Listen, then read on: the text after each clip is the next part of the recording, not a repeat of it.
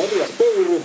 Hän on johdattanut tänne yli 40 autoa ja annan puheenvuoron Eliakselle. Olkaa hyvä, annetaan Eliakselle aplodit. No niin, arvoisa ministeri, kaupunginjohtaja, arvoisat vieraat. Me ollaan saavuttu yli 50 sähköauton voimin tänne, ei 40 vaan 50, ottamaan etunoja tulevaisuuden liikenteeseen. Sähköautot on tullut viime vuonna markkinoille, niitä on Suomessa jo noin 300. Kaikki merkit lanseeraa täyssähköisiä autoja, myös ladattavia hybridiautoja, töpseliautoja tulee yhä enemmän. Se ei tule olemaan niin, että huomenna me uutisista nähdään, että Suomi siirtyy sähköautoaikaan, vaan se tulee tapahtumaan pikkuhiljaa. Kun te ostatte seuraavan autonne, saattaa olla, että siinä on töpseli. TEM, Tekes, viranomaiset on hyvässä yhteistyössä pannut tämän kehityksen käyntiin ja kiitos työ- ja elinkeinoministeriön, me ollaan saatu liiketoiminta liikkeelle. Suomessa sähkö on puhdasta ja tämä puhtaasti tuotettu sähkö on tehokas tapa alentaa myös liikenteen päästöjä,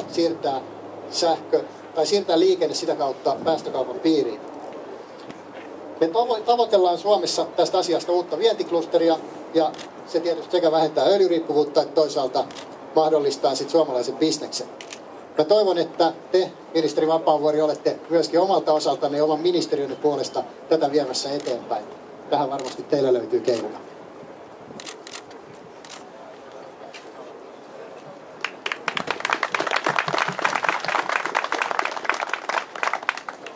Kyllä ollaan.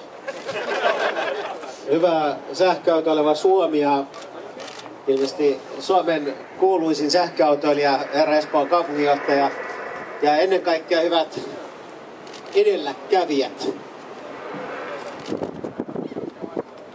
Nyt tähän luntata.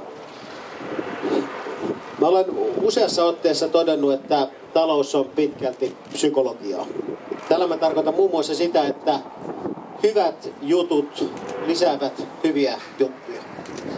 Ja tämä tulee väistämättä mieleen ainakin tänään, kun kaikki te sähköisen liikenteen edustajat ja puolesta puhujat olette saapuneet tänne tuuliselle Senaatin torille ottamaan vähän förskottia vapusta. Itse asiassa aika paljon on saatu aikaa jo sähköautopuolella. Ei vähiten, kiitos vieressäni minusta katsottuna vasemmalla seisova herrasmiehen. Suurimpana aikaansaannoksena on varmaan tähän mennessä vauhdikkaasti kehittyvä sähköautojen latausverkosto. Ja tahti näyttää tällä puolella vain kiihtyvän. Suomessa on toki nähty vasta alkusysäys. Paljon on varmasti vielä tulossa.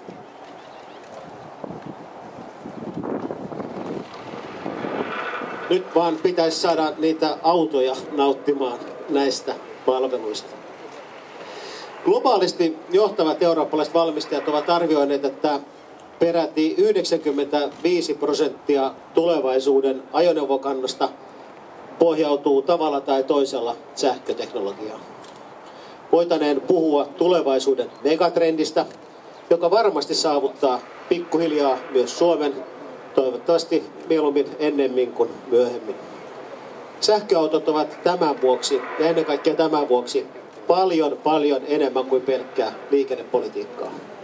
Energia- ja ilmastostrategiset keskeiset tavoitteemme liittyvät öljyriippuvuuden vähentämiseen, omavaraisuuden parantamiseen sekä luonnollisesti päästöjen vähentämiseen.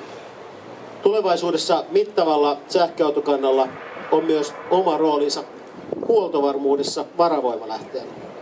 Lisäksi sähköautot ovat ehkä merkittävin älykkäisiin sähköverkkoihin liittyvän kysyntäjouston mahdollistaja ja tulevaisuuden energiajärjestelmien tasapainottelu. Nämä hyödyt realisoituvat jo tuhansien tai viimeistään 10 000 ajoneuvojen penetraatiotasolla. Ja nämä hyödyt toki realisoituvat isommassa mittakaavassa vasta ehkä muutaman vuoden päästä. Mutta toisaalta muutos on tärkeä aloittaa jo nyt.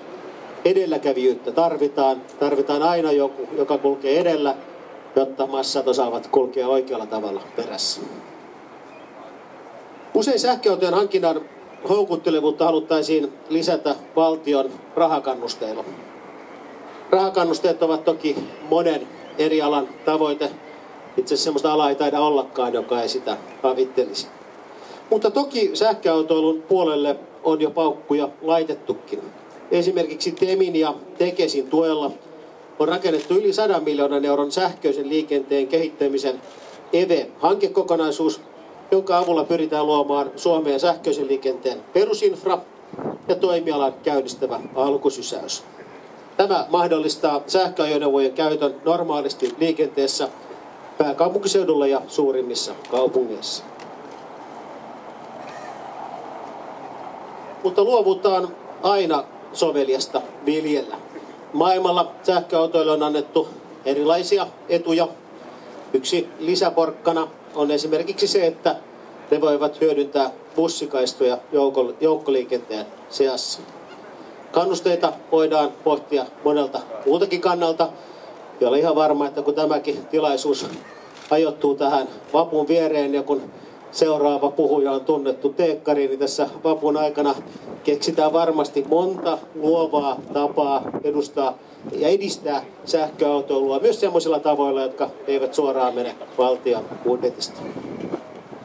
Näillä sanoilla toivotan lisävirtaa tulevaisuuden kehityshankkeisiin ja rohkeutta lähteä mukaan. Kiitos, että olette täällä. Teitä tarvitaan.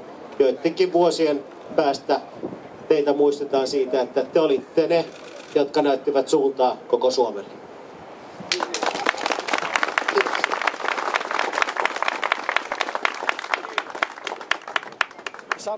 Saako ministerille kysyä yhden oleellisen kysymyksen, joka koskee sähköautoa?